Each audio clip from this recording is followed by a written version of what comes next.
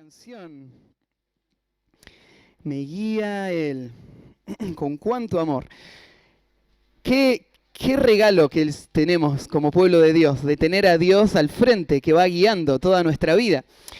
Pero podemos verlo como un gran privilegio y un regalo de su gracia, o podemos verlo también como la pérdida de toda libertad. Cuando pensamos Dios me guía, es no solamente Dios me sugiere, es Dios me dirige, Dios me ordena, Dios me da las pautas, Dios me dice cómo vivir. Y la verdad es que en el corazón todos tenemos un deseo de independencia y eso choca contra nosotros. Yo pienso para el pueblo de Israel, lo que estamos estudiando ahora en el libro de Deuteronomio, tiene que haber sido algo que les golpeó muchísimo. Hoy lo miramos y leemos la historia de un pueblo que vivió hace mucho y no nos damos cuenta todo el impacto que tuvo lo que ellos escucharon. Pero estamos leyendo las leyes que Dios dio para esta nación y las leyes que Él les dio fueron muchísimas, muy detalladas. No solo fueron 10 mandamientos, ahora estamos en una sección donde Dios le da un montón de normas que tienen que ver con cosas de su vida pública y de su vida privada. Y te llama la atención un poquito porque Israel era una nación.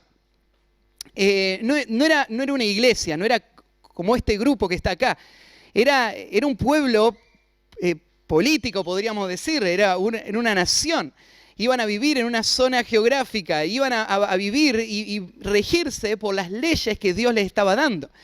Y la nación de Israel es una nación como ninguna otra en toda la historia, por muchas razones, pero una de las razones más evidentes es por las leyes que ellos tenían.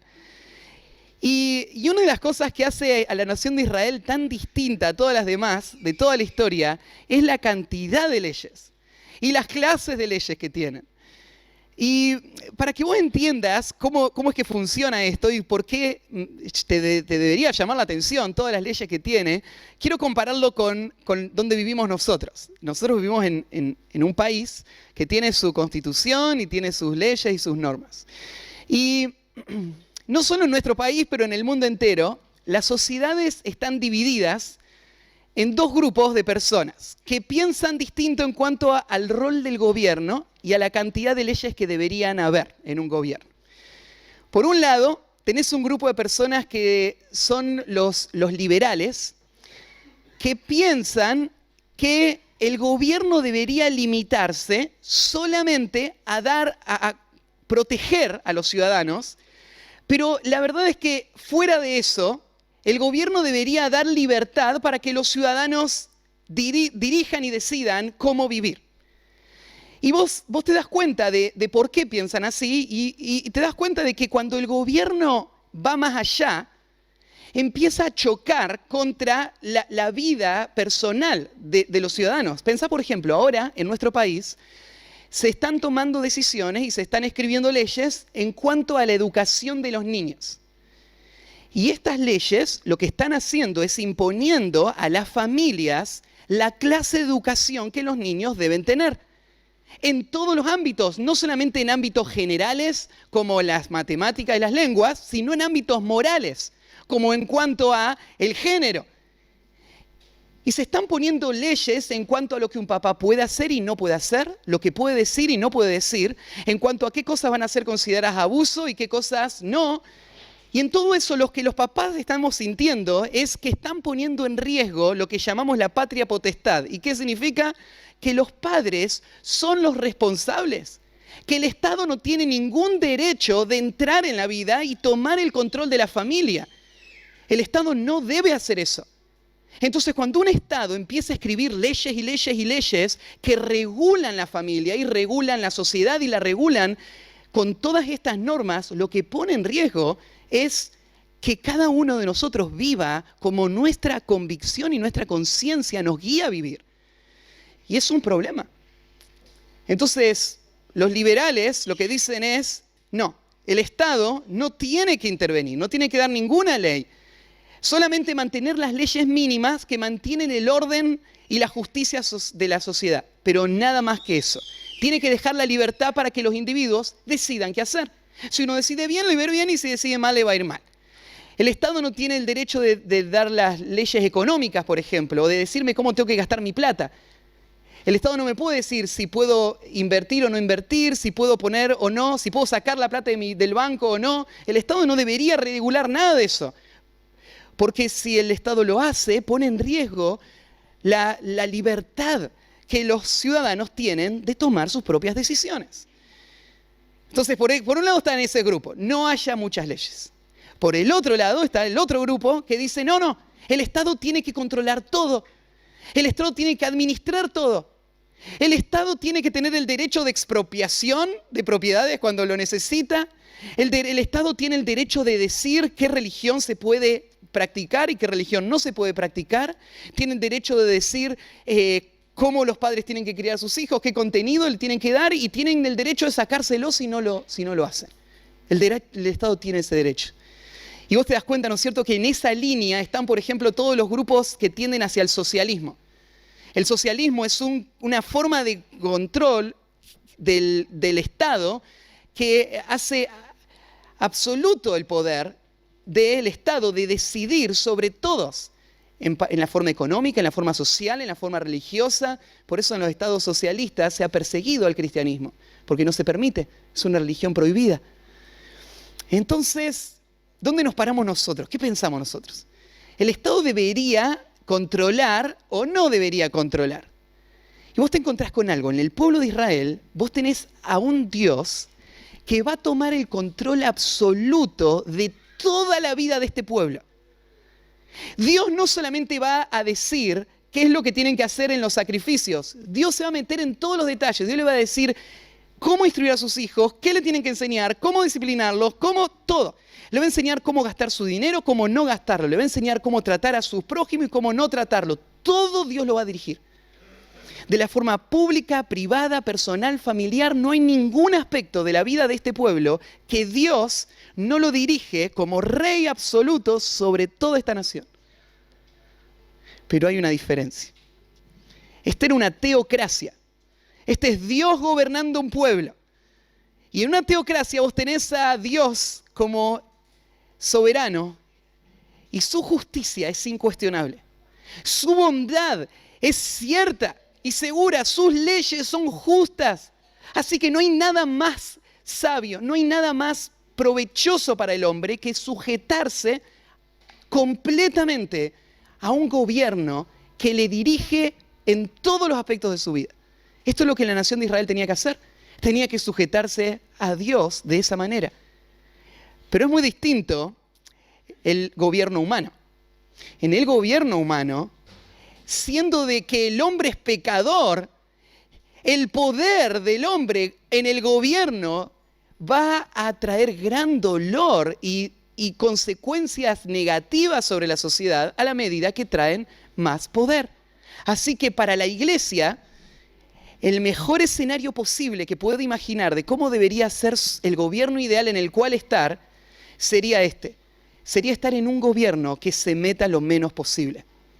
Eso sería el estado beneficioso. Porque lo único que la iglesia necesita es la paz que Dios le da para vivir la vida de obediencia a Él. Pero vivir de esta manera, vivir sin que nos ahoguen las leyes y no nos dejen obedecer a Dios, vivir de esa manera no quiere decir que podemos vivir sin leyes. A veces lo que nosotros hacemos es trasladar esa idea a la iglesia y pensar que la iglesia es así. La iglesia no se tiene que meter demasiado en mi vida. Puede enseñarme, puede decirme ciertos principios, puede ayudar a tener cierto orden, pero no me puede decir qué hacer. Y la verdad es que ninguna persona en la iglesia te lo puede decir, pero si vos sos cristiano, si vos sos creyente, Dios no cambia la forma en la que Él gobierna a sus hijos. Él las gobierna de una forma absoluta. Él les da las normas y el pueblo de Dios vive esas normas. Y las normas de Dios son muy detalladas. Dios nos guía en todos los aspectos de nuestra vida, quitándonos el derecho a la privacidad y poniéndonos bajo su guía fiel. Me guía Él, me guía Él. Con cuánto amor me guía Él. Me guía en todos los aspectos de mi vida. Y nosotros lo seguimos, lo obedecemos en todos los aspectos. Y no hay nada más bueno para el hombre que vivir bajo el gobierno de Dios. Y en medio de este mundo que no obedece a Dios.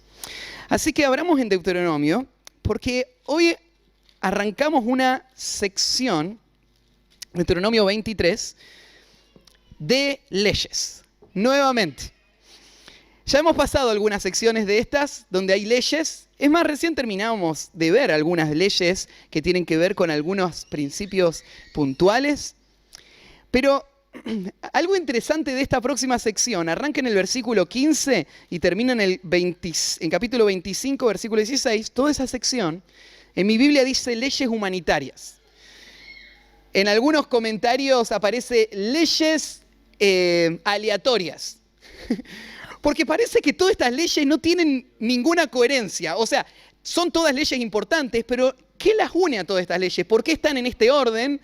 ¿Por qué están de esta manera acomodadas acá? La verdad es que no parecen estar en ningún orden particular. Parece que a la medida que se le van ocurriendo las va tirando Moisés. Obviamente Moisés está siendo inspirado por Dios y las leyes, Dios guió que se escribieran así. Pero ¿por qué parecen tan desordenadas estas leyes? Es que para Dios la vida del creyente es dirigida por Él como un todo. Y Dios dirige cada aspecto de nuestra vida como un todo. Y Dios te puede dirigir, por ejemplo, qué hacer con tus hijos. Y Dios te puede decir qué hacer en el trabajo. Y después Dios te puede decir qué hacer en la iglesia. Y qué hacer en relación a tus autoridades superiores, al gobierno, qué hacer. Todo Dios te lo puede decir. Parece que Dios no tiene líneas tan marcadas como las nuestras. Nosotros a veces pensamos, bueno, esto tiene que ver con la vida espiritual y esto tiene que ver con la vida normal, natural. Esto tiene que ver con la vida de la iglesia y esto tiene que ver con mi vida secular, tiene que ver con mi trabajo, con mi familia. Estos son cosas distintas. Para Dios no se ve esa línea. Para Dios todo es una misma cosa. Es una vida dirigida por Él. Dirigida en cómo debo servir en la iglesia y dirigida en cómo tengo que ser un papá. Todas las leyes son una misma cosa para Dios. Entonces, lo que tienes acá es esta mezcla. Primero te dice una ley y después te salta otra ley. Y te habla de muchos principios que tienen que regir la vida de la nación. Ahora, quiero aclarar algo que lo vengo diciendo, pero lo aclaro una vez más. Estas leyes que tenemos acá son las leyes que Dios le dio a la nación de Israel. Estas leyes no las dio Dios a nosotros. ¿Y por qué las estudiamos entonces? Porque aunque no nos las dio a nosotros, fueron escritas para nosotros. Para que nosotros aprendamos a través de este sistema de leyes del carácter de Dios, que no cambia. Un carácter inmutable. Dios sigue pensando lo mismo ahora que en ese tiempo. Y por eso nosotros vivimos de acuerdo a esas normas morales que Dios tiene. Son las mismas. Y vamos a sacar principios de todas estas leyes. Vamos a aprender qué es lo que Dios le quiso decir al pueblo de Israel y, bueno, qué significan para nosotros hoy. Claro que vivimos en otra época y hay cosas que no funcionan de forma directa. Tenemos que entender, esos son principios que Dios nos va a dar. Así que vamos a leer hoy del versículo 15, Deuteronomio 23, y vamos a leer hasta el versículo 25. Son 5 leyes que vamos a ver esta mañana. Dice así: no entregarás a su señor el siervo que se huyere a ti de su amo. Morará contigo, en medio de ti, en el lugar que escogiere, en alguna de tus ciudades. Perdón. En alguna de tus ciudades, donde a bien tuviere, no le oprimirás. No haya ramera de entre las hijas de Israel, ni haya sodomita de entre los hijos de Israel. No traerás la paga de una ramera ni el precio de un perro a la casa de Jehová tu Dios por ningún voto. Porque abominación es a Jehová tu Dios tanto lo uno como lo otro. No exigirás de tu hermano interés de dinero, ni interés de comestible, ni de cosa alguna de que se suele exigir interés. Del extraño podrás exigir interés, mas de tu hermano no lo exigirás, para que te bendiga Jehová tu Dios en toda obra de tus manos en la tierra donde vas para tomar posesión de ella. Cuando haces voto a Jehová tu Dios, no tardes en pagarlo, porque ciertamente lo demandará Jehová tu Dios de ti y sería pecado en ti. Mas cuando te abstengas de prometer, no habrá en ti pecado. Pero lo que hubiere salido de tus labios, lo guardarás y lo cumplirás, conforme a lo que prometiste a Jehová tu Dios, pagando la ofrenda voluntaria que prometiste con tu boca. Cuando entres en la viña de tu prójimo, podrás comer uvas hasta saciarte, mas no pondrás en tu cesto.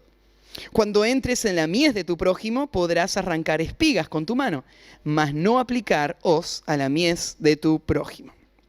Bueno, esas son las leyes que vamos a mirar esta mañana. Y el título del mensaje para hoy es Leyes y más leyes. Porque esto se trata, Dios regulando todo. Dios diciéndonos qué tenemos que hacer. Y en nuestra relación con Dios, tener muchas leyes es algo bueno. Porque Dios está dirigiendo puntualmente, precisamente cada detalle. Y es lo que necesitamos, que Dios nos guíe. Así que vamos a verlas. Primera ley. La primera ley del versículo 15 al 16 la resumí con este concepto. Sé un refugio para el oprimido. Sé un refugio para el oprimido. Esta sería la primera ley. Esto es lo que Dios demanda de nosotros, es que seamos un refugio para el oprimido. Dice así.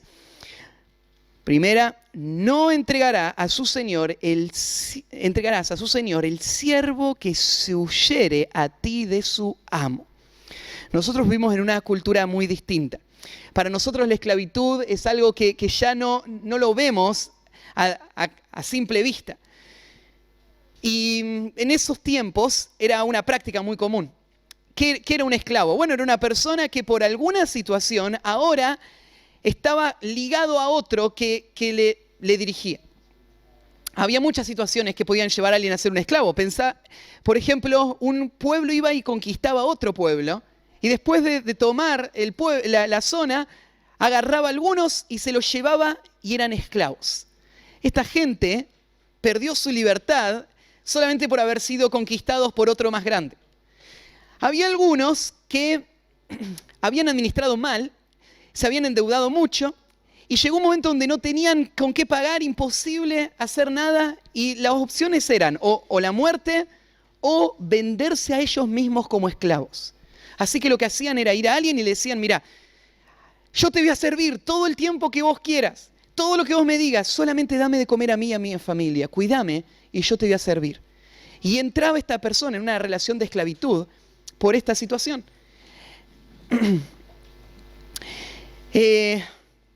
Entonces, había diferentes razones por las que entraban. Pero cuando mirás los textos bíblicos, Dios no combate la esclavitud en sí misma. Porque la esclavitud era parte de un sistema económico que permitía el cuidado de necesitados en algunas ocasiones. Por ejemplo, en esta ocasión. Pensá en esa persona que no tenía de qué vivir. La esclavitud era su única alternativa. ¿Y cuál era su alternativa? Bueno, no había planes sociales en esa época. Así que él no podía seguir viviendo sin trabajar. Así que lo que había que hacer había que poner a esta persona en algún lugar donde él pueda ganarse el pan de todos los días. Y lo que hacía era, una persona le tomaba solamente con esa pauta, cuidaba de él y le alimentaba y le cuidaba a él y a su familia. Entonces la esclavitud era imposible de disolver de este sistema. Y en parte, Dios no veía que era un problema. No es un problema que una persona sirva a otra persona y viva sirviendo a esa persona. Ese no es el problema.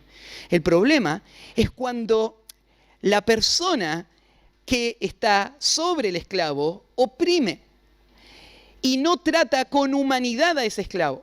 En la Biblia tenemos muchos ejemplos donde personas que tomaron a esclavos les trataban con amor. Tenés a Abraham, por ejemplo. Abraham tenía esclavos. ¿Pero te acordás? Uno de sus esclavos más confiables y fieles se llamaba Eliezer. Y Eliezer era una persona que disfrutaba de todos los bienes de su amo. que disfrutaba del cuidado y disfrutaba de la compañía y de la vida de Abraham. Es más, si Abraham no hubiese tenido hijos, Eliezer iba a ser el heredero de todo, aunque era un esclavo. Porque este es un hombre que, bueno, gracias Julio, es un hombre que es piadoso y temeroso de Dios. Y por eso él está tratando de esta manera. Es como nuestra sociedad. En nuestra sociedad no hay nada de malo que uno contrate a otro para trabajar. Pero hay mucho de malo en que ese contrato sirva como una excusa de explotación y maltrato. Entonces Dios lo que hace es corregir eso. Dios no va a permitir ese maltrato. Una de las formas en las que Dios protegió a los esclavos fue de esta manera, con esta ley que aparece acá. Esta ley, lo que está imaginando es esta situación. Hay un esclavo que está bajo un amo malo, muy malo. Es tanta la opresión que hay que lo único que él puede imaginar es escapar de esta situación. Y se las arregla y logra escapar. Lo que suponemos es que esta persona es de otra nación vecina, probablemente. Y él escapó de su amo y llegó hasta donde están los judíos. Y esta ley lo que hace es proveerle a este exiliado asilo, cuidado, protección, alimento, y incorporarlo a la ciudadanía de la nación de Israel. Como uno más de nosotros va a ser esta persona que antes fue un esclavo, pero que ahora está entre nosotros y va a ser protegido. ¿Viste cómo dice el versículo 16? Morará contigo, en medio de ti, en el lugar que escogiere.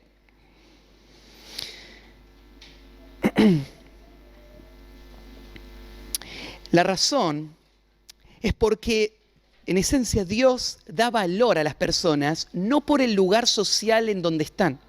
Una persona no tiene más valor porque está más alto en la escalera social o por los recursos que tiene. Tiene valor porque está hecho a imagen de Dios.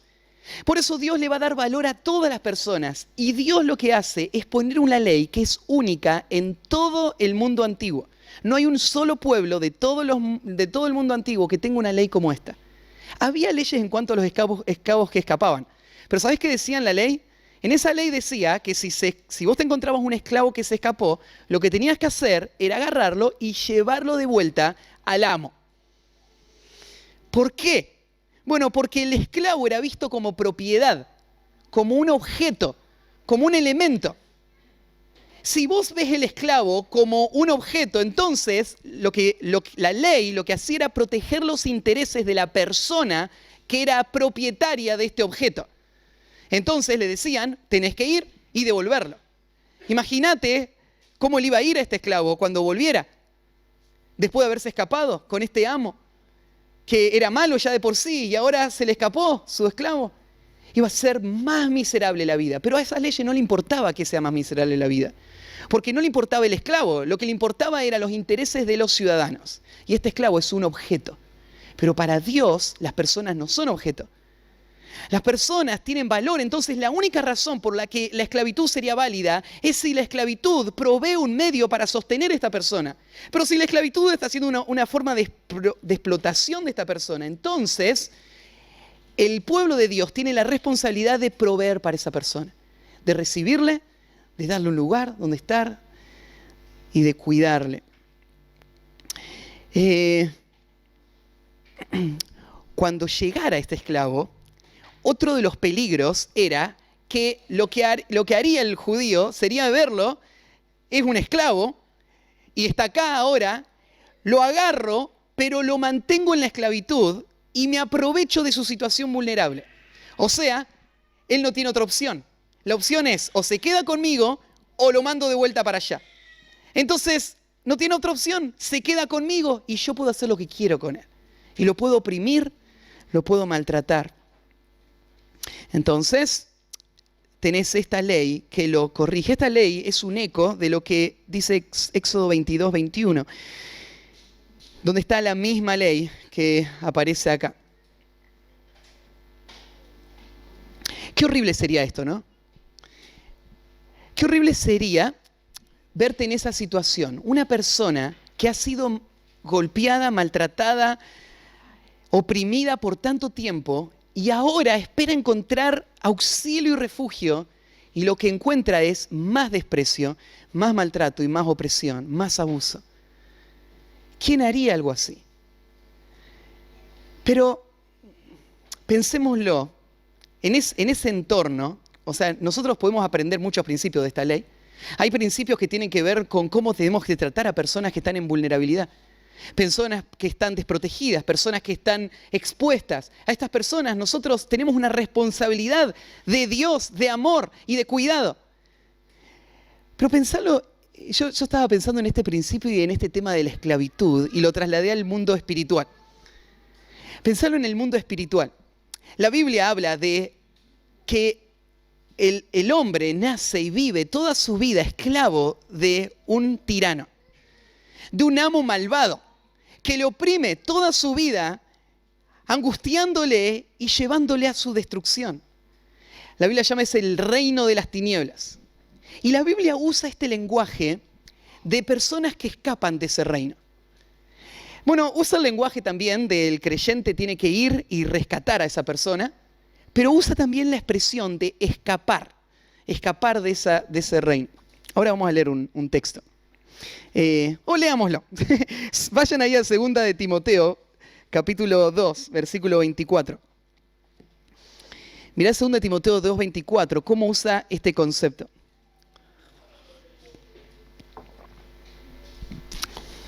Yo creo que lo que está haciendo Pablo es aplicar el principio que el judío entendía de la ley física al mundo espiritual en este texto. Mirá lo que está diciendo. Dice, porque el siervo del Señor no debe ser contencioso. Acá está hablando del hombre de Dios que está puesto para enseñar la verdad de Dios, para salvar personas. Él no tiene que ser una persona que está buscando pleito. No tiene que ser una persona que está señalando, ¿no es cierto? Y solamente quiere condenar la herejía o la mentira. Sino que él tiene que ser amable para con todos, apto para enseñar y sufrido, que con mansedumbre corrija a los que se oponen, por si quizás Dios les conceda que se arrepientan para conocer la verdad y escapen del lazo del diablo en que están cautivos a voluntad de él. Bueno, te está diciendo, mira, vos estás viendo a esta persona y te molesta que esta persona piense distinto, viva distinto, tenga una vida, ¿no es cierto?, entregada al pecado, y entonces vos estás ahí ansioso por entrar en esa batalla. Pero dice, el siervo de Dios tiene que ser amable, paciente. ¿Por qué? Porque él está en una situación de esclavitud. Y a un esclavo vos no lo podés oprimir. Un esclavo, vos tenés que tener misericordia de ese esclavo. ¿Y de qué forma? Bueno, vas a enseñarle la verdad y vas a esperar en Dios, porque la libertad solamente viene de Dios. Solo Dios puede hacer que esta persona vea la verdad y se dé cuenta y crea y salga ¿de dónde? Del amo opresor, del lazo del diablo en donde están cautivos a voluntad de él. La voluntad de él es la que hace estas personas. Entonces nosotros también estamos enfrentando esta situación. Nosotros enfrentamos a diario esa situación. ¿Y cómo vemos a una persona que escapa, que era un esclavo y ahora ya no es más un esclavo? Fue liberado. Ahora está entre nosotros. Pero sigue con las viejas costumbres, sigue hablando como antes, sigue, ¿no es cierto?, arrastrando toda la vieja vida. Antes era esclavo del diablo, ¿no? ¿Saben qué peligro vivimos nosotros? Vivimos el peligro de oprimirle. Vemos el peligro de menospreciarle. Vivimos del peligro de, en vez de abrazarle y decir, este es alguien que fue liberado. Antes estaba esclavo y ahora ya no. Abracémosle, pongámosle con nosotros, démosle a elegir el lugar que quiera, ¿no es cierto?, acá.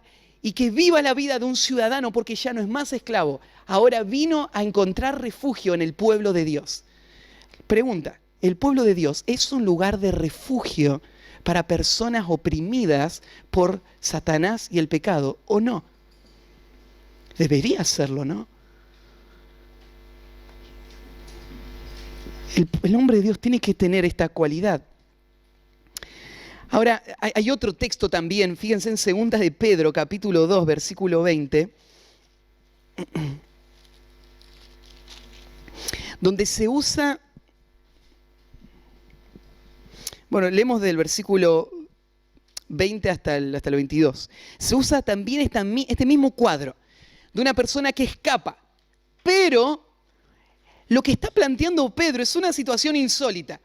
Es una persona que escapa y después de quedar libre, ahora decide volver al mismo estado de antes, a la esclavitud de ese amo opresor. Mirá cómo lo explica. Dice, ciertamente, si habiéndose ellos escapado de las contaminaciones del mundo por el conocimiento del Señor y Salvador Jesucristo, entonces esta es una persona que escucha el mensaje del Evangelio, se da cuenta y dice, tengo que salir. Soy esclavo del mundo, de la contaminación de este mundo, voy a salir de este sistema. Decide salir, pero después de haber salido, enredándose otra vez en ella, son vencidos, su postrer estado viene a ser peor que el primero. O sea, esta persona ahora es vencida por aquello que ella quiso dejar. Su amo no le dio permiso para salir. Él quiso salir, pero ahora su amo volvió a ganar dominio sobre él. Y lo trajo de vuelta. ¿Qué va a pensar este amo? ¿Cómo lo va a tratar? Peor que antes. Su postrer estado pasa a ser peor que el primero. Porque mejor le hubiera sido no haber conocido el camino de la justicia, que después de haberlo conocido, volverse atrás del santo mandamiento que le fue dado. Pero les ha acontecido lo del verdadero proverbio. El perro vuelve a su vómito y la puerca lavada a revolcarse en el cieno. ¿Qué es esto? Mejor le hubiese sido no hubiera conocido la verdad. Bueno, es un pasaje que puede ser un poco confuso, pero entendé este principio. Esta persona escuchó la verdad, quiso salir, pero no pudo vencer. ¿Por qué no pudo vencer? Bueno, el versículo 22 lo explica. Vos agarrás un chancho, lo lavás, lo metés adentro de tu casa. Sigue siendo chancho, ¿no? Vos lo encerrás para que no se escape. Pero, bueno, yo me acuerdo cuando éramos chicos, teníamos una perrita. Vivíamos en Monte, al lado de la laguna, y teníamos una perrita que la habían criado en el campo. Así que siempre pasaba, tenía su corralito y la bañaban, la ponían en el corralito hasta que se seque. Cuando se secaba la perrita, la abrían en el corralito. ¿Y qué hacía la perrita? Corría de casa, daba toda la vuelta a la casa y corría a la laguna. Buscaba el pescado más podrido que encontraba, se revolcaba arriba del pescado podrido y llegaba, ¿no es cierto?, de vuelta a la casa con los pedazos de pescado colgando, un olor que no se aguantaba más. Y vos decís, ¿qué pasó? ¿Cómo te vas a ensuciar? Bueno, es un perro y le gusta revolcarse en ese pescado. La puerca lavada, ¿no es cierto? Vos la lavaste, pero la abriste y si hay un charco, se vuelve al charco. ¿Por qué? Esa es su naturaleza. Acá entendemos un principio muy importante. La esclavitud del pecado no es algo de lo cual vos te podés librar por tu iniciativa propia. Voy a decir, yo voy a dejar el amo del pecado. Yo voy a dejar a Satanás. Él ya no me va a dominar más. Van a ver. ¿Por qué? Porque Dios me dice que lo deje. Bueno, inténtalo. ¿Sabes lo que termina pasando? Volvés de vuelta. Porque lo que trae la verdadera libertad es un cambio en la naturaleza de la persona. Es un cambio en el alma de la persona que le hace libre y le hace desear lo que es del mundo espiritual. Sin ese cambio no hay esperanza. Por lo tanto, esta persona está describiendo este pasaje a un falso creyente, una persona que en apariencia dijo me escapo, pero después volvió. Y su estado volvió a ser peor que el primero. ¿Por qué peor que el primero? Porque ahora tiene el conocimiento.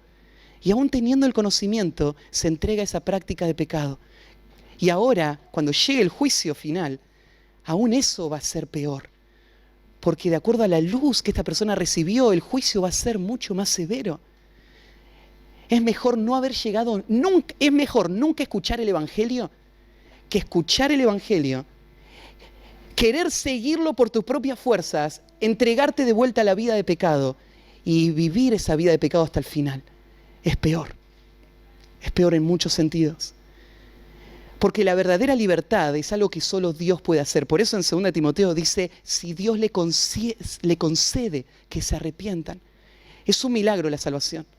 Es la obra que Dios hace en un corazón para que vea a Cristo, se arrepienta de su pecado, crea en el Evangelio y sea transformada esta persona. Entonces, bueno, yo creo que los autores del Nuevo Testamento tomaban esta figura de lo que es la esclavitud para ilustrar los principios espirituales.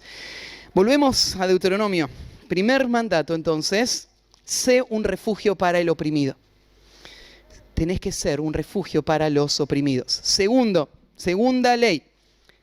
Ofrece a Dios sacrificios puros. Ofrece a Dios sacrificios puros. Versículo 17. No haya ramera de entre las hijas de Israel, ni haya sodomita de entre los hijos de Israel. Bueno, esta ley claramente tiene que ver con el séptimo mandamiento, el de no cometerás adulterio.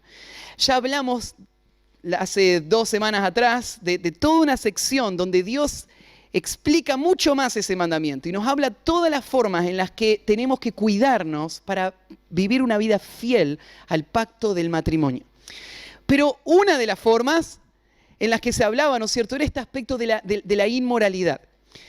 ¿Se acuerdan que cuando estábamos estudiando el capítulo anterior, estas leyes de la castidad, en el capítulo 22, se habló de una mujer que en la casa de su padre, o sea, siendo hija de un hombre de Israel, ella se entregó a una vida de inmoralidad y perdió su virginidad. A esta mujer que perdió su virginidad antes del matrimonio, la llama el texto una prostituta, una persona que usó la práctica sexual para sus propios intereses. La prostitución es más que solamente lo que vos ves ahí en Camino de Cintura a las noches. La prostitución es mucho más que eso. La prostitución es la práctica social aceptada que vemos a nuestro alrededor constantemente de inmoralidad. Eso es prostitución, es romper ese pacto que hicimos con Dios, o que Dios espera que hayamos hecho de la fidelidad y la pureza. Pero acá la palabra prostitución es una palabra particular que probablemente a lo que se está refiriendo es a una forma específica de prostitución. Y era que en el mundo antiguo, ya les expliqué esto la vez pasada, en los templos paganos, una de las formas de adorar a los dioses era por medio de estas prácticas sexuales. Entonces, lo que hacían era que había mujeres ahí y los hombres que venían a adorar, adoraban a los dioses teniendo relaciones con estas mujeres. Estas profetisas que se les llamaban eran en realidad prostitutas con un título espiritual. Pero lo que hacían era un acto totalmente aberrante para Dios. Entonces lo que el texto tal vez directamente le está diciendo al pueblo de Israel es: eso no tiene que pasar en el pueblo de Israel. Ustedes jamás van a aceptar esa práctica. Todas las naciones lo hacen. En el caso de ustedes, cuando ustedes vayan al templo, lo que van a encontrar en el templo es santidad. Y la santidad es definida en los términos de Dios. Y para Dios santidad es fidelidad, es pureza. Por lo tanto, en los templos no va a haber prostitución. Bueno, creo que sería bastante fácil defender el hecho de que este es el principio que Dios sigue manteniendo. En su iglesia no tiene que haber prostitución. Este es un principio que fue defendido en el Nuevo Testamento muchísimo. Muchos textos llaman a la iglesia a la vida pura. Y hay textos, ¿no es cierto?, que hablan y advierten de que los que quieren vivir una vida de inmoralidad y pretenden hacerlo adentro de la iglesia tiene que excluirlos. Porque en la iglesia se adora a Dios en santidad y en pureza, no en prostitución. Y te digo, lo más loco de todo esto es darle lenguaje espiritual a las prácticas aberrantes y pecaminosas. Es tratar de fingir espiritualidad cuando lo que hay realmente es un pecado de inmoralidad. Ahora, esto no es solamente un problema para ellos. Te hago esta pregunta: ¿estamos nosotros buscando la pureza y la santidad en nuestro corazón con integridad, o pretendemos adorar a Dios con esas prácticas ocultas adentro nuestro. Mirá lo que dice el texto que sigue. No traerás la paga de una ramera ni el precio de un perro a la casa de Jehová tu Dios por ningún voto. O sea, esta es una persona que viene a ofrecer un sacrificio a Dios y dice: Dios, te amo, esto es para vos. Este sacrificio te lo dedico por todo lo que tú eres para mí. Pero ese sacrificio lo había comprado con la plata de la prostitución que había practicado en la semana. Y ahora trajo este sacrificio y está en el templo con la cara hermosa, ¿no es cierto? Qué espiritual esta persona. Y Dios dice: mira, si ese sacrificio lo compró con plata de prostitución, no lo traigan. No aceptes ningún sacrificio de prostitutas, acá lo dice, ¿no? ¿Por qué? Porque Dios aborrece. No solamente, Dios no, cuando uno trae el sacrificio a Dios, cuando uno va a servir a Dios de alguna manera, Dios no solamente está mirando el sacrificio. Dios no está mirando solamente lo que le estoy trayendo. Dios está mirando cómo lo estoy trayendo, ¿no? ¿Te acordás la historia de Caín y Abel? Esa historia clásica, ¿no es cierto? Todos la han escuchado alguna vez. En el huerto, después del huerto, ¿no es cierto? Ahí en el capítulo 4 tenés la historia de que los dos vinieron a ofrecer un sacrificio a Dios. Y yo sé que tal vez lo has pensado o lo seguís pensando. Muchos piensan de que el problema fue que Caín trajo los frutos del campo y Abel trajo el animal. Y lo que había que traer era el animal. Entonces por eso Dios rechazó al fruto del campo. Pero en el texto en ningún momento se da a entender que el problema fue lo que trajeron. En el texto dice así: y miró Dios a Caín y a su ofrenda, y Dios no la aceptó. Y Dios miró a Abel y a su ofrenda, y sí Dios la aceptó. La razón por la que Dios aceptó una u otra no fue por la ofrenda, sino fue por el ofrendante. Fue porque Abel, nos dice en Hebreos capítulo 11, era un hombre de fe. Y Caín, nos dice en primera de Juan, era del maligno. Él no amaba a Dios, no amaba a su hermano, se amaba a sí mismo. Entonces Dios mira a la persona antes de mirar la ofrenda que trae la persona. Entonces acá el principio se mantiene. Viene la persona, pero es fruto de la prostitución lo que va a traer y lo ofrece. Y Dios dice: no lo acepto. Pero necesitamos la plata para hacer funcionar el templo. Esto no tiene que ver con plata. Esto tiene que ver con adoración. Esto no es un principio, ¿no es cierto?, de funcionamiento. No es una colecta. Esto es adoración a Dios. Por lo tanto, no lo traigan. La palabra que usa ahí en el versículo 18 dice: no traes la paga de una ramera ni el precio de un perro. Vos decís: ¿qué tiene que ver el perro con todo esto ahora? Bueno, si alguien tiene una traducción inglesa o la puede ver, o algunas traducciones, cambian esa palabra y hablan de el mismo concepto del sodomita que habló antes. Porque lo más probable es que esta expresión, un perro, sea una forma dura de tratar un pecado aberrante para el pueblo de Israel, que es un hombre que se entrega a la prostitución con hombres. Lo que tendría sería la mujer y el hombre, ni una ni otra, los dos son abominables a Dios. Y de ninguna manera se va a recibir nada de esta persona. Este uso bíblico de la expresión perro, refiriéndose a una persona, te podría parecer ofensivo. Pero no es la única vez donde aparece. En Apocalipsis, cuando habla de la ciudad celestial, dice que no va a entrar ningún perro a esa ciudad. Usa esa expresión. Y esa expresión se está refiriendo a la inmundicia que para Dios representa una persona que está en su pecado. Cuando Dios llama a un hombre que duerme con otros hombres, un perro, no lo está diciendo porque es despectivo en cuanto a la persona. Lo está diciendo porque aborrece esa práctica. Pero aún esas personas son llamadas por Dios al arrepentimiento y a la salvación. Lo dice, mira en 1 Corintios, capítulo 6, versículo 19. Mira en 1 Corintios 6, 9, dice así: ¿no sabéis que los injustos no heredarán el reino de Dios? No erréis, ni los fornicarios, ni los idólatras, ni los adúlteros, ni los afeminados, ni los que se echan con varón, ni los ladrones, ni los avaros, ni los borrachos, ni los maldicientes, ni los estafadores heredarán el reino de Dios. Entonces a veces se dice, bueno, ustedes dicen que nosotros no vamos a ir al cielo, nos discriminan. Pero eso no es discriminación. Eso es un hecho. El pecado trae consecuencias y esto es un pecado. Esto va a traer el juicio de Dios.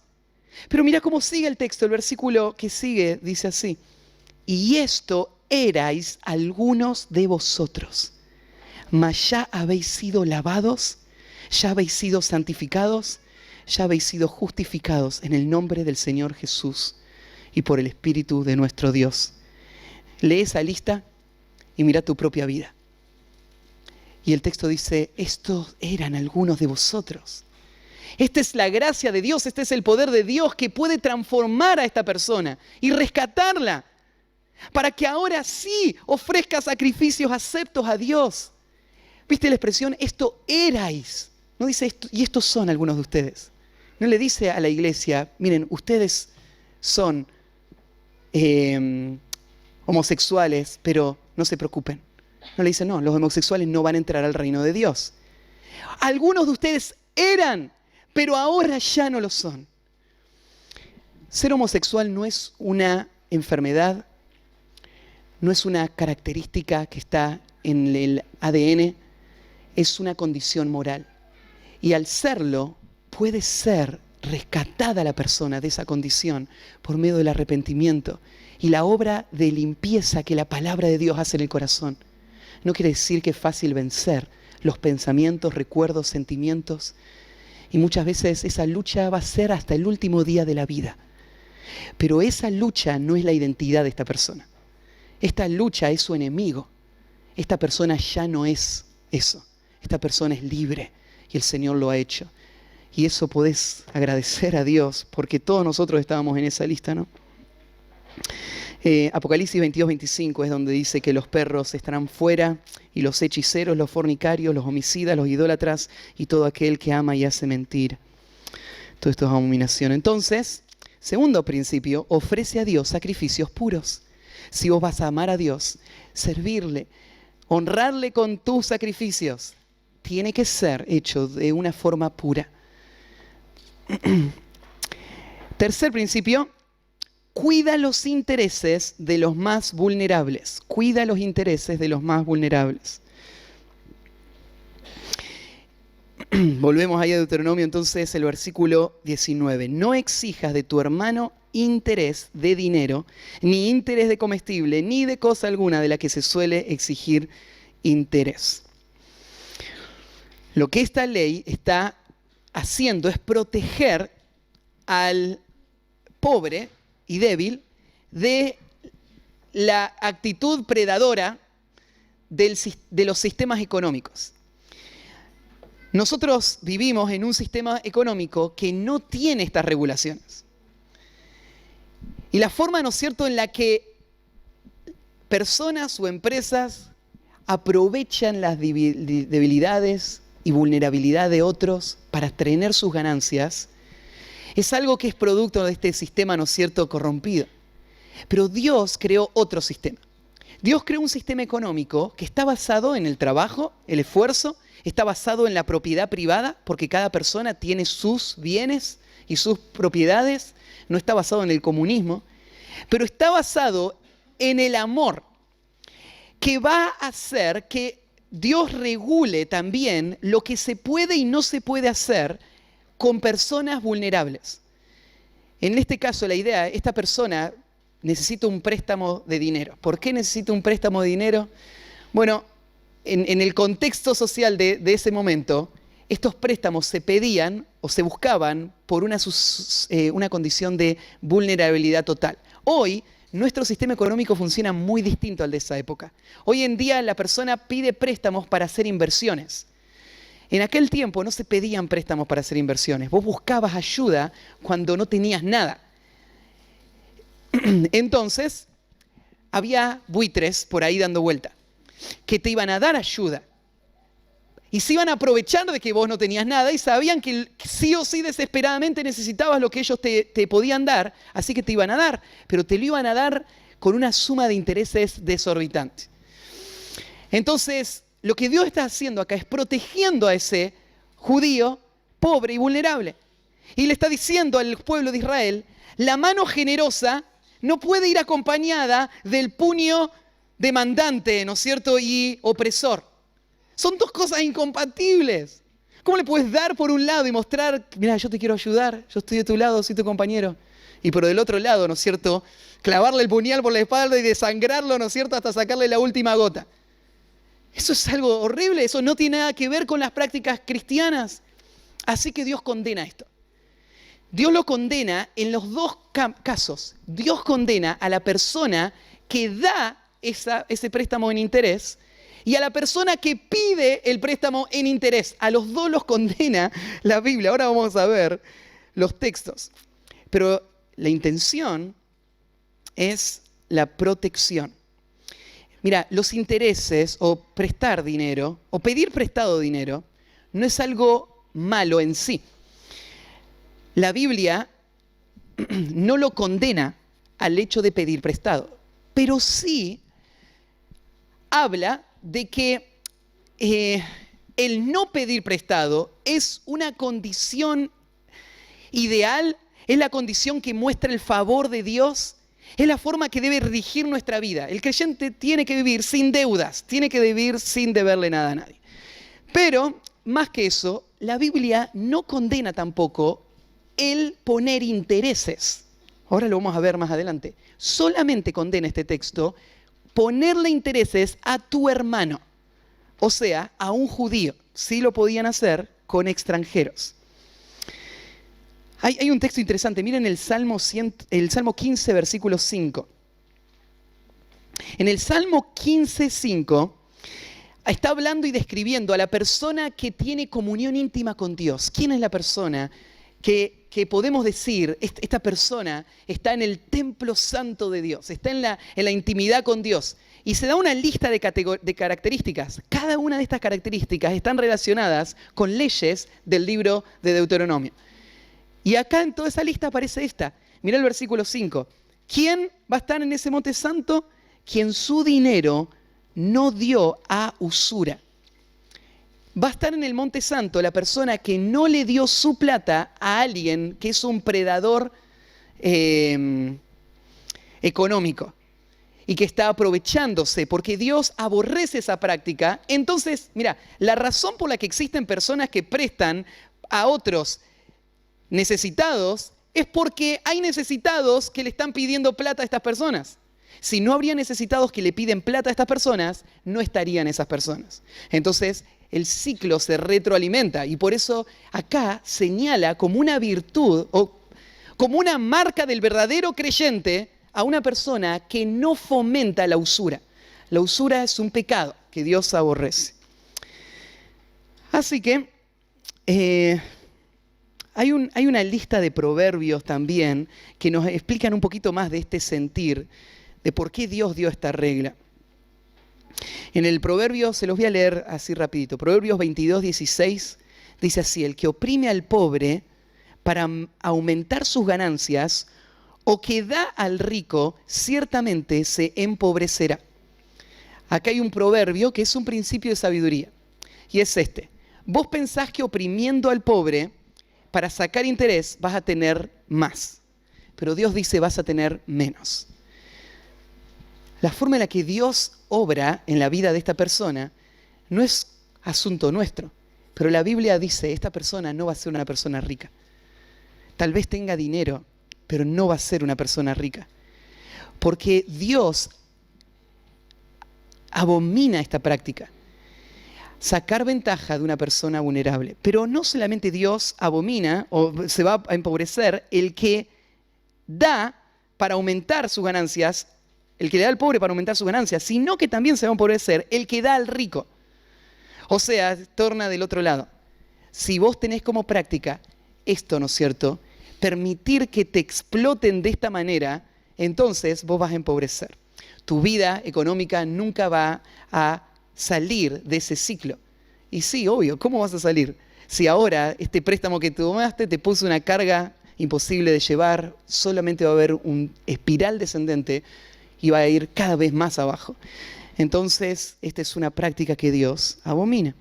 El Proverbios 22 y 23 dice: no robes al pobre porque es pobre, ni quebrantes en la puerta al afligido, porque Jehová juzgará la causa de ellos y despojará el alma de aquel que los desprecia. Y el 28:8 dice así: el que aumenta sus riquezas con usura y crecido interés, para aquel que se compadece de los pobres, las aumenta. Está la persona, ¿no es cierto?, tratando de hacerse rico, oprimiendo al pobre. Pero todo lo que él logra, esa riqueza, en realidad va a terminar siendo de aquel que se compadece del pobre. La verdadera bendición viene de la compasión y el amor por el necesitado. No viene de aprovechar esa situación de vulnerabilidad.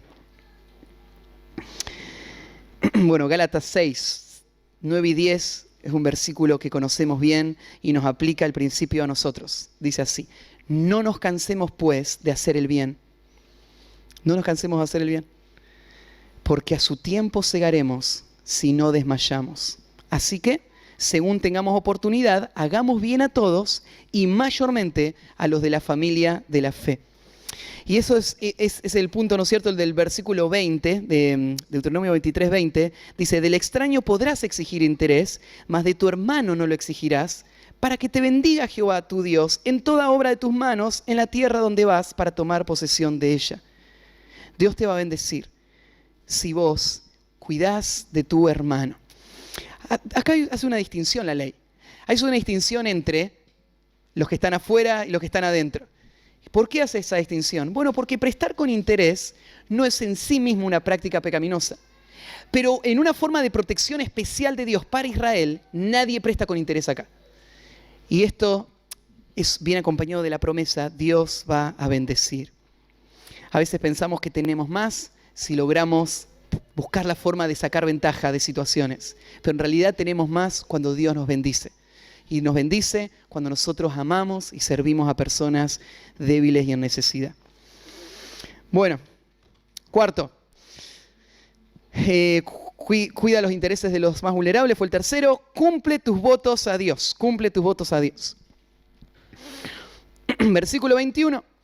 Cuando haces voto a Jehová tu Dios, no tardes en pagarlo, porque ciertamente lo demandará Jehová tu Dios de ti, y sería pecado en ti. ¿Qué son estos votos? Bueno, votos son promesas que personas le hacen a Dios. ¿Por qué le harían esas promesas? Bueno, tenemos varios casos bíblicos.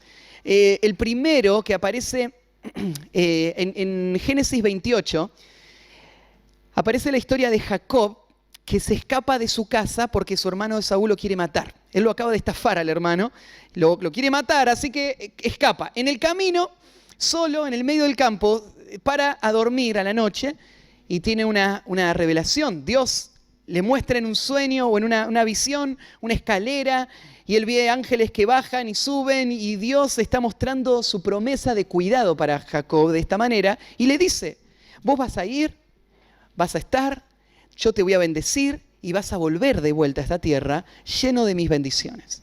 Fue una promesa de Dios incondicional. No es que Dios lo va a hacer porque Jacob es bueno, lo va a hacer porque Dios ya planeó hacerlo así. Así que Dios se lo promete y le dice: todo esto va a ser para vos. Jacob ni se lo pidió, Dios se lo da. Cuando escucha todo esto, Jacob responde con un voto. Y dice: si vos me bendecís y me traes de vuelta a esta tierra, cuando yo vuelva, yo te voy a adorar. Yo te voy a seguir con toda mi familia. Y de todo lo que vos me des, te voy a dar el 10% de todo. Eso está en Génesis 28. ¿Y de dónde vino eso? vino del corazón agradecido de un hombre que se siente bendecido por Dios. Dios no se lo demandó, Dios no se lo pidió, fue propio de Jacob. Dios se goza en esos votos que el hombre hace. Pero esos votos tienen que hacerse con mucho cuidado. Porque hacer una promesa a Dios es asunto serio.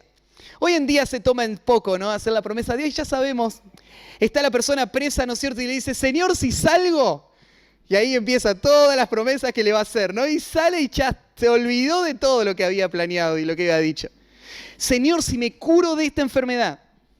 Señor, sí, y lo que estamos queriendo hacer es torcer el brazo de Dios para tener un beneficio de Dios. Pero los votos no son una forma de manipulación, son una expresión de gratitud a Dios. Y al ser una forma de gratitud, son dados con un peso, son algo serio.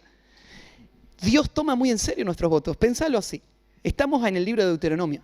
Todo el libro de Deuteronomio tiene la intención de que Israel haga un pacto y un compromiso con Dios.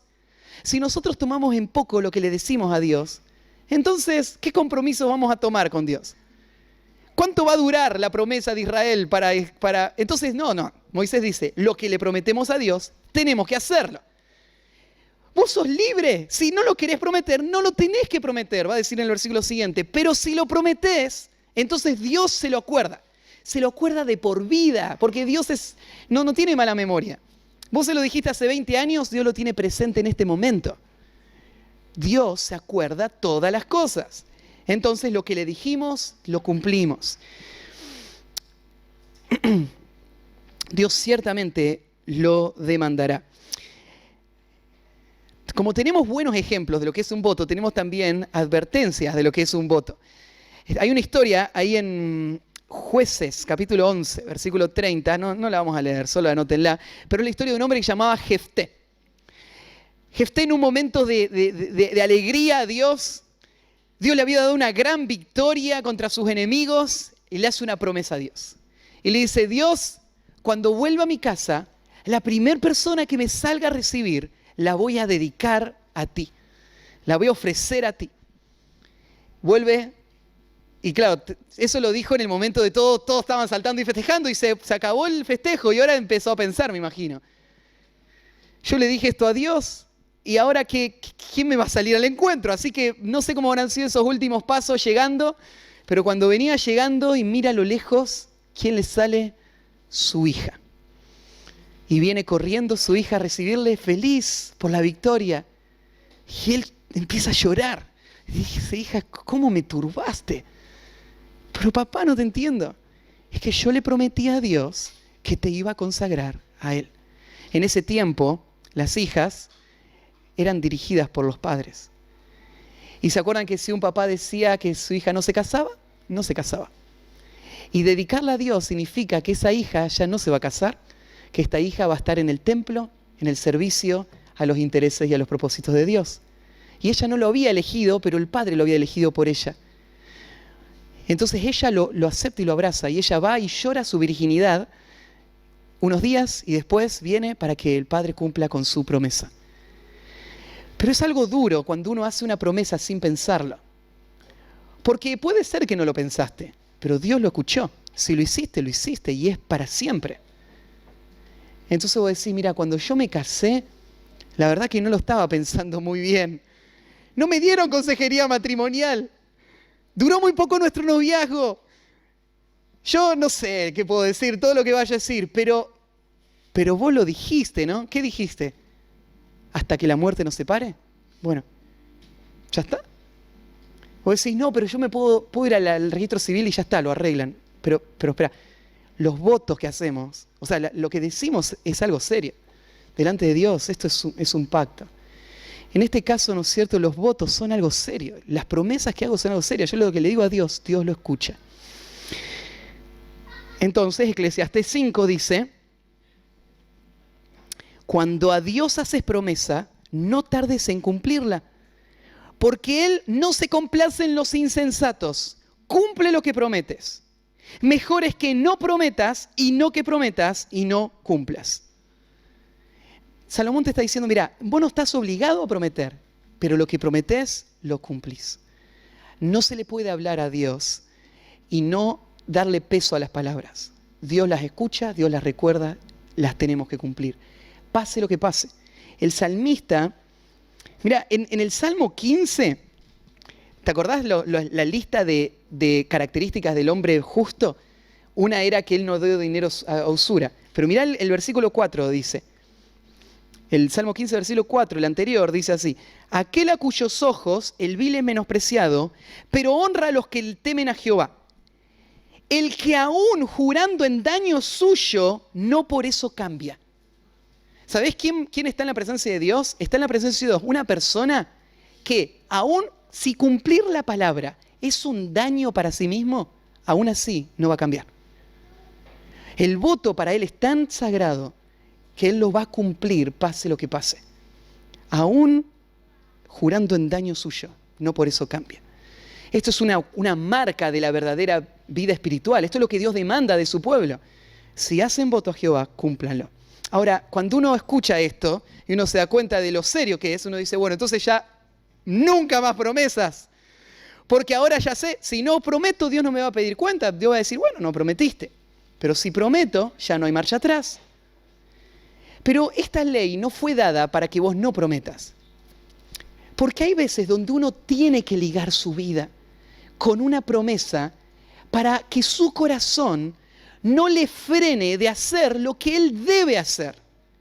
Hacer promesas es algo bueno, por eso dice el Salmo 76:11, dice así: prometed y pagad a Jehová vuestro Dios. Todos los que están alrededor de él, traigan ofrendas al temible. O sea, prometan y cumplan. Las dos cosas hay que hacer. Vos tenés que decir, Señor, esto voy a hacer, y después hacerlo. No pienses que es un mejor camino no decirle nada. No pienses que es un mejor camino decir, bueno, yo voy a vivir cada día como viene, ¿no es cierto? Y lo que pasa, pasa. ¿Sabes cuál es el mejor camino? El mejor camino es decir, Señor, cada día de mi vida yo te lo consagro a ti para vivirlo para tu gloria. Y te voy a servir en cualquier cosa que vos me digas. Y después cuando Dios te diga, hacerlo. Pase lo que pase. Pues sí, pero si se lo digo, después lo tengo que cumplir. Y sí, es mejor decirlo y cumplirlo que vivir una vida sin fruto. Una vida guiada por tu propio corazón. Decíselo y cumplilo. Las dos cosas son importantes. Los votos a Dios tienen que ser tomados muy en serio. Cumple tus votos a Dios. Último, disfruta del cuidado de Dios, en la última ley, disfruta del cuidado de Dios en honestidad. Disfruta del cuidado de Dios en honestidad. Es interesante esta ley.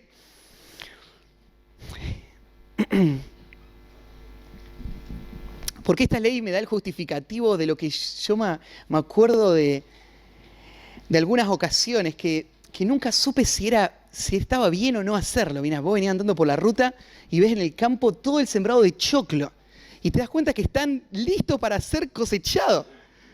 Así como decís, están ahí del otro lado del alambrado, paro el auto, abro, ¿no es cierto? Cargo todo el vagón de choclo, la provisión del Señor. Y lees este texto y decís, está acá. Dios lo aprueba, ¿no es cierto? Entonces, amén. El problema es cuando nos pasa eso también en Walmart, ¿no? Y mucha gente lee este texto y dice, lo que está queriendo decir entonces es que si como adentro del supermercado está bien. Lo que no puedo hacer es sacar la cosa afuera. Si lo saco afuera ahí sí es robar. Pero si me como el chocolate mientras estamos comprando, eso no es robar. Eso es cumplir con el mandato de Dios. Alimentarme del campo mientras voy caminando. Pero quiero decirte, no es el sentir de este texto y no es la práctica de nuestro tiempo. Los supermercados no están sujetos a la ley de Dios. Ellos no honran este mandamiento, así que no le permiten a la gente comer. Es más, todo el tiempo lo escuchás en los parlantes que te dicen, por razones de higiene y seguridad, no está permitido consumir alimentos dentro del establecimiento del supermercado. En realidad te lo dicen de forma política, pero en realidad, ¿saben? Se está calculado la pérdida que representa para los supermercados lo que gente come adentro y es enorme. ¿Y sabés quién paga eso? Lo pagamos nosotros. ¿Por qué? El supermercado tiene que calcular el precio del producto, calcular la ganancia que quiere tener y calcular la pérdida que va a tener. Y la pérdida es todo lo que comen y todo lo que hay de pérdida lo pagan las demás personas que tienen que pagar el producto, ¿no? Entonces, así funciona tristemente nuestra sociedad. Pero eso está mal. Entonces no relaciones este versículo con esto. Pero en el tiempo bíblico sí pasaba esto. ¿Te acordás en la historia donde Jesús viene con sus discípulos y van pasando por un campo de trigo y los discípulos agarran el trigo y empiezan a limpiarlo para comerlo? Los fariseos se enojan y le dicen, están pecando. Pero no es que estaban pecando porque se estaban comiendo el trigo. Estaban pecando porque estaban comiendo sin lavarse las manos. O estaban pecando porque estaban trabajando el día de reposo. Trabajando, limpiando el trigo que se iban a comer después. Entonces Jesús muestra la hipocresía de estos hombres, pero muestra la historia, la práctica, cómo era.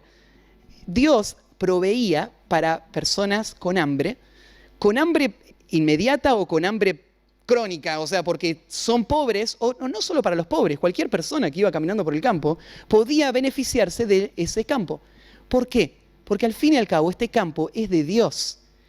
Dios permite a esta persona tener su campo y administrar este campo, pero Dios también le da de su campo a personas para que se alimenten cuando tienen necesidad. Mira la bondad de Dios. Dios es un Dios que es el sostén y el cuidador de los necesitados. Y Él escribió leyes que les dan lo que necesitan. Entonces, en los tiempos de Israel, todo el tiempo había cultivos de diferentes clases. Y había pobres que iban recogiendo de esos cultivos. Por ejemplo, había más leyes. Las leyes decían, por ejemplo, que cuando cosechaban todo el campo, no tenían que cosecharlo completo. Cuando estaban cosechando y caía, no tenían que después decir, esperen, vamos a volver a cosechar y juntar todo lo que se cayó. No, dejá lo que se cayó para los que están atrás. Y los pobres venían y cosechaban atrás de los cosechadores. Primero iban los cosechadores y atrás iban los pobres, buscando para comer. Había varias leyes. Pero en esta ley dice entonces, cuando entres en la viña de tu prójimo, podrás comer uvas hasta saciarte. Y acá está la bondad de Dios. Dios planeó que a través de la generosidad de su pueblo y los bienes que Él le da a su pueblo, los necesitados del pueblo puedan vivir. Y esta es la ley. No tiene que haber necesitados entre el pueblo de Dios. Esta es la norma aún en la vida de la iglesia. En el Nuevo Testamento vemos que en la iglesia de Jerusalén no había necesitados, porque todos tenían todas las cosas en común. ¿Qué significa que todos tenían las cosas en común? No quiere decir que nada era de nadie, pero quiere decir que todas las personas tenían sus propiedades abiertas a las necesidades de otros. Entonces, cualquier necesitado podía ser beneficiado por el producto de cualquier otro que lo supla. Eso es lo que nosotros trabajamos para que suceda en la vida de nuestra iglesia, que no haya necesitados. Tenemos un ministerio que se ocupa personas que comunican necesidades y los hermanos que suplen necesidades, para que no haya necesitados en medio de nuestra iglesia. Pero estas necesidades, este suplir necesidades, tiene este elemento extra que es en honestidad. Honestidad tiene que ver con saciarse y no aprovecharse de la generosidad de estas personas. Míralo cómo lo describe. Podrás comer uvas hasta saciarse, mas no pondrás en tu cesto. ¿Por qué no? Bueno, porque Dios proveyó para alimentarte, pero esto es de la persona que lo produjo. Entonces, más allá de lo que es el alimento, es cruzar la línea de tomar lo que no te corresponde. Por lo tanto, pueden comer, pero no pueden cargar su cesto. Pueden comer las espigas, mas no aplicar la hoz. Lo puedes cosechar con la mano. Porque con la mano vas a cosechar lo que es razonable para lo que una persona puede comer. Pero si vas con la hoz, ¿no es cierto? Uy, Dios me da permiso, te cosechaste el campo y dijiste, y el otro, mira, ¿qué pasó? No, es que soy pobre.